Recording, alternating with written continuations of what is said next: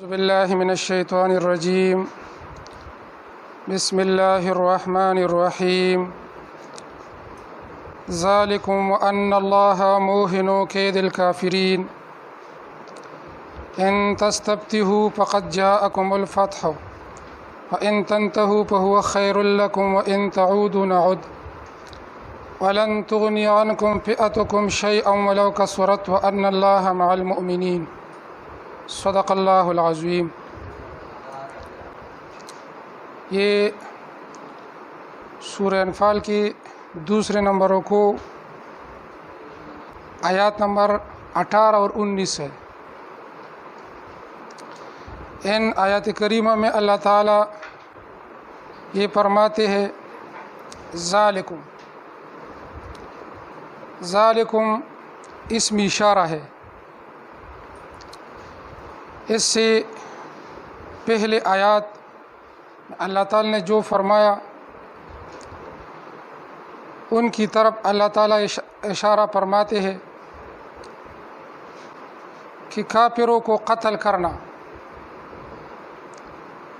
یا نبی کریم صلی اللہ علیہ وسلم نے مٹھی بھر کنکریاں لے کر کافروں کی طرف پھینکنا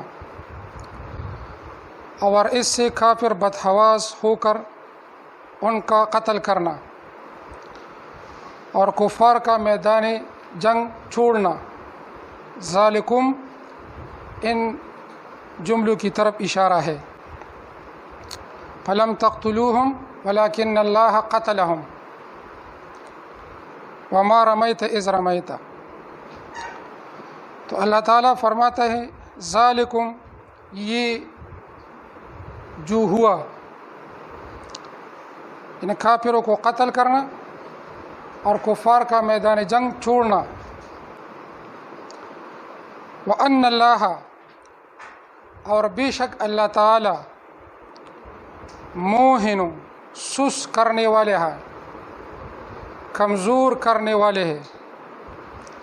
موہن سست کرنے والوں کو کہتے ہیں.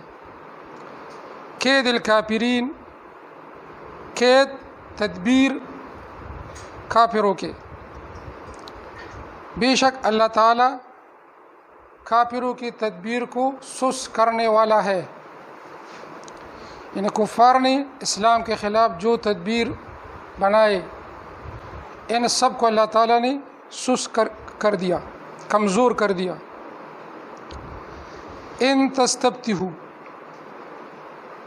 اگر تم فیصلہ چاہو.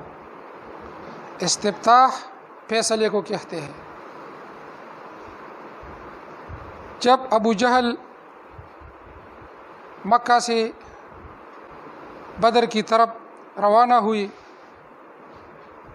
تو ابو جہل نے اللہ تعالیٰ سے یہ دعا کی کہ اے اللہ اگر ان دو جماعتوں میں یعنی صحابہ کرام اور کفار مشرکین مکہ کے ان دو جماعتوں میں جو بہتر اور افضل ہے ان کو فتح عطا فرما، انہیں کامیاب بنا. یہ دعا ابو جہل نے خود فرمائی. تو اللہ تعالیٰ نے فرماتا ہے کہ جو دعا آپ نے کی اللہ تعالیٰ نے اسے قبول فرمایا اور آپ نے دیکھا کہ میدان بدر میں صحابہ کرام کو فتح حاصل ہوئی اور 70 کفار مشرکین مکہ اس میں قتل ہوئی اور 70 گرفتار ہوئی. تو یہ ایک بالکل ظاہری فتح اسلام کا تھا. تو اب آپ کو چاہیے کہ اسلام قبول کریں اور کفر کو چھوڑ دیں. اگر تم اب بھی کفر نہیں چھوڑیں گے اور اپنے کفر پر قائم رہے تو اللہ تعالیٰ فرماتا ہے وَإِن تَعُودُوا نَعُدْ. اگر تم اپنے کفر پر قائم رہے تو ہم اپنے عذاب پر بھی قائم رہے. تو ان آیات میں اللہ تعالیٰ یہ فرماتا ہے ان تستفتحوا اگر تم فیصلہ چاہتے ہو فقد جاءکم الفتح تو تمہارے پاس فیصلہ آ گیا، جاءکم تمہارے پاس آیا فیصلہ، اور وہ اسلام کا پتہ اور کفر کو شکست ہے۔ وَإِن تَنْتَهُوا اگر تم باز آ جاؤ،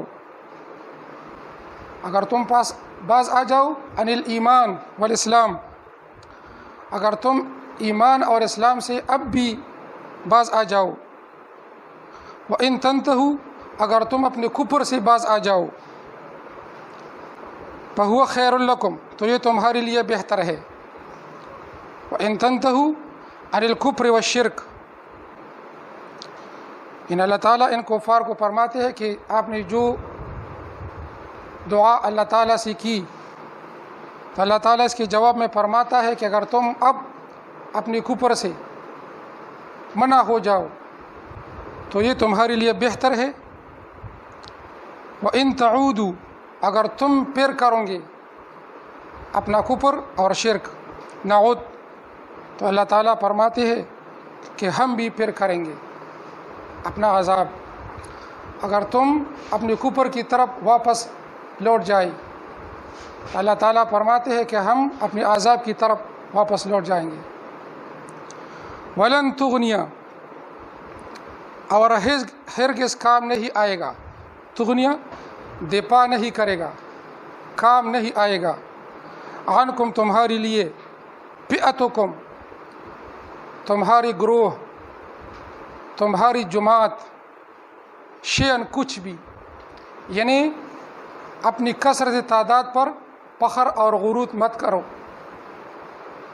کثرت تعداد میں کامیابی نہیں، کامیابی اللہ تعالیٰ کے پاس ہے۔ وَأَنَّ اللَّهَ مَعَ الْمُؤْمِنِينَ کی طرف اشارہ ہے کہ کامیابی اللہ تعالیٰ کے پاس ہے۔ وَلَن تُغْنِيَ عَنْكُمْ فِئَتُكُمْ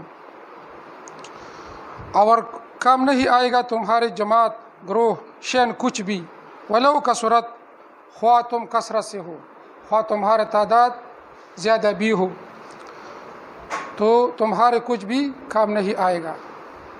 وَأَنَّ اللَّهَ اور بے شک اللہ تعالیٰ مع المؤمنین مومنوں کے ساتھ ہے، یعنی اللہ تعالیٰ کا امداد اور تعاون ہر وقت مومنین کے ساتھ ہے، کفار کے ساتھ اللہ تعالیٰ کی امداد کا وعدہ نہیں۔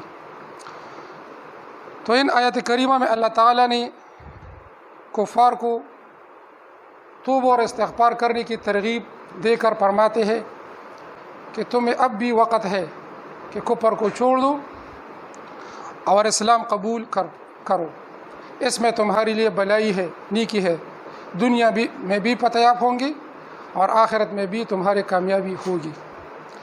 اللہ تعالیٰ ہمیں بھی اللہ تعالیٰ کی ان احکامات پر عمل کرنے کی توفیق عطا فرمائی۔ وآخر دعوانا الحمدللہ رب العالمین۔